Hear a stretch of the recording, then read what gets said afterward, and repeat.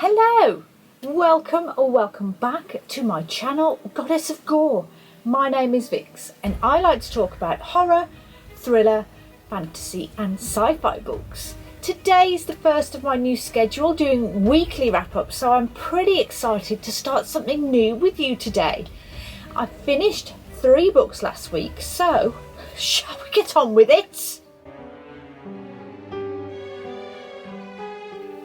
I cannot tell you how refreshing it will be to do this smaller scale talking about books, and I'm excited to know if you're going to like this more as the weeks go on. So, as I said, I finished 3 books, although I only started and finished 2 of those in the weeks. So, the one I polished off was the longest book from last month, the epic The Blackest by Brian Lee Durfee. And I don't really want to talk about that one today because it was an overrun and lingering around, and I was so glad to get rid of it. Not because it was bad, although the 2 heads of the read-along didn't enjoy it at all, I don't think. But I did enjoy it. But I don't like books hanging around and loitering in the new month's garden, if you will, nosing over the garden wall. No, they have to go. Regardless, it's gone, and I will talk about it in my February wrap-up, which should be coming soon. I will tell you all about that at the end of the video because I'm on a schedule here. So that's out of the way. What have I started from my March list of books? First, I finished Sorcery by Pratchett. I didn't particularly enjoy this, but out of the 3 Rincewind books I've read so far, this is coming in at a second, with Colour of Magic being the most enjoyable and Light Fantastic being the least favourite. This is book 5 in the Discworld series of books that I'm reading for Around the Disc in 800 or so days. It opens with Death coming to collect the soul of Ipslaw the Red, a wizard who was banished from the Unseen University, a university for wizards, for marrying and having children, something that is absolutely not allowed because women cause wizards to get distracted and whatnot, and having children, they're definitely not allowed to do the sort of thing that you need to have children either. But anyway, Ipslaw has not forgotten that he has been banished and vows to get revenge, and as a final to the wizards, he will use his 8th son, Coin, born a sorcerer, the only sorcerer I should add, and therefore the most powerful person on the disc, get that revenge. At the moment that Death gives him a few seconds to say goodbye to his baby son, Ipslaw transfers his soul into his magic staff in order to influence his son as he grows. Fast forward 8 years later, and Coin walks into the university just as they are getting a new High Chancellor, the big boy of the university, and he challenges him to a showdown of magic skills. Obviously, they all laugh at this little kid and play along until they realise what he can actually do, and wizards are actually dying and all that. And to me, that's where it stopped being fun, just a few pages in. It did introduce new characters that I know are running sidelines all through the rest of the books, but I don't know, I just don't seem to like Rincewind very much. But it's done now. I'm not sure how many more books I have to read until I get to the wizards again, but hopefully they will pick up from now. Then I read The Trees Grew There. The Trees Grew Because I Bled There. I really can't get that title down at all. By Eric LaRocca. This came out on the 7th, and I will mention it briefly again in my anticipated March releases too, because who doesn't enjoy an Eric LaRocca book? But I was very kindly given an ARC by Titan Books through NetGalley. This is a short story collection of 8 stories, and you know what? They were all phenomenal. This is so much better than Things Have Gotten Worse since we last spoke. It was brilliant. So, hopefully not spoiling anything because I took notes as I went along in my new efficient style. Who am I? Who is she? Who is she? Where did you find her? They were You follow wherever they go. A haunting and chilling story, merely a few pages long, that opens with a girl new to the area, seeing a marching band of children in suits playing instruments, being encouraged by her father to go and join in. Honestly, it was so sad for just a couple of pages. Bodies are for burning. A pyromaniac is disgusted with herself for the compulsive thoughts she has all of the time, and takes matters into her own hands when she has to look after her niece for the day. The strange thing we become. This was a online cancer forum post that just got weirder as it went on, and this was the story that reminded me of things have gotten worse since we last spoke. And this was the least enjoyable, if you can use that word, for a horror collection. I really didn't enjoy reading the slow demise of the couple at all. And the carrot? No, not one for me. Not cool, Eric. Then the title story, the trees grew because I bled there. And this was a good one. A pretty strange couple that give themselves to each other. Well, she gives herself to him completely and literally. Whatever he asks for, she gives it, until he comes over one day and tells her he can't see her for a while because he's getting married. But she's got some news to share too, and he's going to have to give a little bit back to her this time, because relationships are all about give and take after all.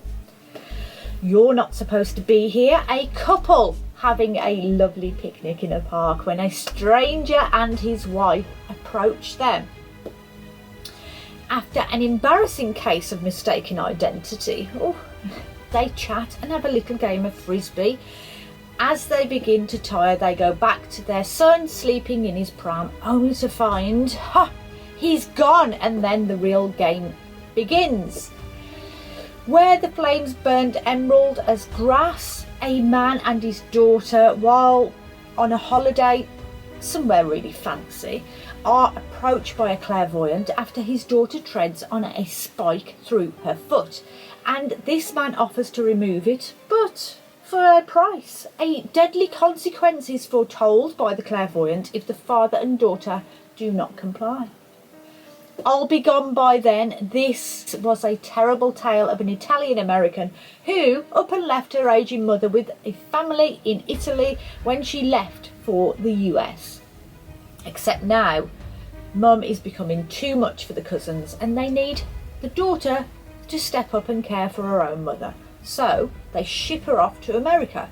Except the daughter does not want her and starts to think of all the ways she can get rid of her. Like all the ways you hear of kids going missing, leaving them unattended at the park or outside a shop in the mall. But when the next day comes and she starts to go through with her plans, what she finds in her mother's bag will definitely break your heart. Please leave me or I'm going to hurt you. This one was the weirdest. No, inappropriate is better. Starts off, why are people staring at these two people as they hike their way up a beautiful scenic trail? Is it the strange black clothing they're wearing? Or is it the mushrooms they're scoffing in the blistering heat? Or is it the fact that an 80-something-year-old man is holding the hand of his 40-something son in the loving way of a teenage couple? You might think that image is weird, but it just gets worse. Thanks, Eric. This was such a fun book. A quick read, definitely a couple of hours on the sofa, or even just one a day. The usual uncomfortable, gone a bit too far stories that you'd expect from the king of the apple peeler. Then, Hidden Pictures by Jason Rekulak. I think I'm saying that right. I don't know. Again, this was an advanced copy given by Little Brown Book Group, who I love so much. They always let me have anything I ask for on NetGalley. I feel like them like my cheerleaders. And this book surprisingly came out in June of last year, which shocked me because I've heard a lot of people talking about it recently, so I thought it was a new release. So Mer's on her channel, Harper's in the Trees, Bethany, Beautifully Bookish Bethany, and I don't know, a couple of others, I don't know. So that was the reason I thought it was newer than it was. Anyway, this book started off so well. In fact, the opening to this book was so good. Like, if it was the trailer, you'd be throwing your money at your bookseller and running home to read it. It introduces Mallory, who is a drug addict. She turns up to a medical experiment for money thing. She presumes that she is going to be testing new pills or something, so for the day she hasn't taken any of her oxys and she's beginning to feel it. Then one of the other testers tells her they're not going to test you for drugs, so she decides to slip down a few pills just to get her buzz going, just before her name gets called. When she does though, she's pretty fuckhead. It turns out that it was a male gaze experiment while blindfolded. She's told to raise her hands every time she thought a man was looking at her, and she nailed it, got top of the class, and was told by the researcher that they wanted to get back in touch with her, gave her number, etc, etc. But that night she sells that phone for drugs, so never heard about it again. So meanwhile, time passes. She has been through rehab and the STEPS programs, but she can't stop remembering about this night. She's done some internet digging to find the research team. She's never found out what the experiments were about, what they were doing, what they were looking for. And she's told by her Narcotics Anonymous sponsor that the whole thing probably never even happened and that she can't trust her drug-addled brain. And basically she's told how it can make things up to avoid the truth, etc. So her sponsor puts her forward for a proper job as a live-in nanny after she's been working at a preschool since recovery. And she's being interviewed by the mum, Caroline, who introduces her to Teddy, the 4-year-old.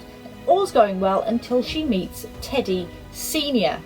He is just off with her and comes across as if she's going to be his wife's project or charity case, and makes it obvious he doesn't want her in her house at all and taking his stuff. She feels like he's going to be watching her constantly and thinking that she's going to be stealing something. At this point, the pace is amazing. The book itself flying through, an absolute page turner, all the good things you need in a book. So, as we go along, the job starts. She's gifted these pictures drawn by Teddy. Creepy pictures of his imaginary friend, Anya. She is the dark, scary looking woman in his stick figure drawings. If I can find any online, I'll put them up.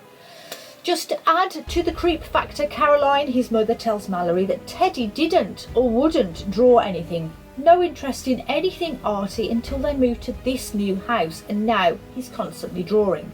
So on and on I read.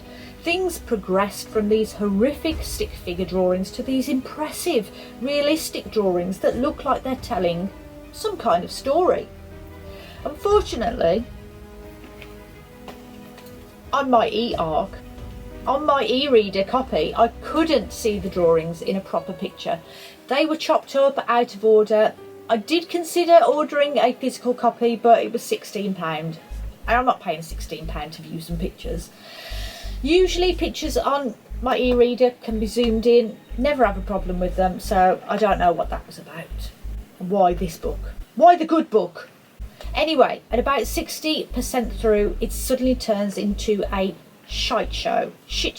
It's all going tits up for Mallory. She's now ranting and raving about this Anya, Teddy's imaginary friend, thinking there's more to it. She's talking spirits and ghosts to a pair of atheists, and they're thinking she's gone nuts and doesn't trust her anymore. They think she's back using drugs, and she's afraid she's going to lose her job. She needs to calm down. Who is Anya? Who's drawing the pictures? What do they mean? Is Teddy seeing ghosts? I love this book so much. I again felt all the things you're supposed to feel, couldn't put it down. edge of my seat, didn't want it to finish, didn't see things coming, blah, blah, blah. Except, and this is the thing, why do you have to mention J.K. Rowling? Why did this book have to mention Harry Potter a couple of times? Jason, why? Are you in cahoots or against? I feel like I need to know. I should be raving about your book, not raving that you mentioned a problematic author. Why? This is just going to put people off your book, Jason. I really did enjoy this though. Twists, pacing, spookiness, and all those drawings. Mwah, so good. An excellent paranormal thriller. But you've got the Rowling thing. And then, oh my God, then you've got some plot holes. For instance, and if you don't want to hear this, then skip about 30 seconds because I need to ask this. When Mallory gets to the door of the family, whatever the family name was, but when she gets to the door, I'm pretty sure she rang the bell and little Teddy opened the door. And then 5 minutes later, the mother tells her the bell hasn't worked for months and it needed fixing. How did Teddy know she was at the door? It was never mentioned again. And that was just a small plot hole. There was bigger ones. But I still loved it. I am, of course, still reading The Hobbit, a chapter a day with my baby boy. He's 22 for the record. And I'm up to the point where Bilbo and the dwarves have just escaped the Wood Elves prison. And I've just started The Magician's Daughter, which again was an advanced ebook copy given to me by Pratchett through NetGalley. Not far in, just 5 or 6 chapters. I'm not sure where that's going yet. It's supposed to be a new cozy fantasy, but it's not giving me those vibes at all. But next week is the week of weird, so I'll be putting everything to one side and starting The King in Yellow, and I should tell you all about that next week. And talking of next week, as I mentioned at the start of my video, since I am on annual leave, I am hoping to film my November and December wrap-ups and my favourite reads of 2022, and then I can catch up quite quickly with this year. I was debating doing November and December and best of the year as one video, but there were just too many books. So my notes for November are already written, but I will try and keep December short and sweet because I don't think I read as many books as normal that month anyway. So it should be easy. But I am kind of dreading the best of the year because I read the most books I've ever read last year. So thank you all so much for watching. As always, I am so grateful that you have taken time out of your day to spend it with me. I know how precious spare time is, so the fact that you're here means so much. I hope you all managed to get through last week in one piece. Did you manage to read anything or finish anything? Let me know in the comments. Here is my favourite quote out of the books I've read last week, and let's see if you can guess which book it is from. I shake my head as if to fling the disgusting thoughts from the darkest corner of my brain, but to no avail.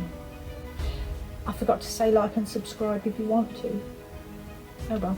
Like and subscribe if you want to. Until next time, bye bye.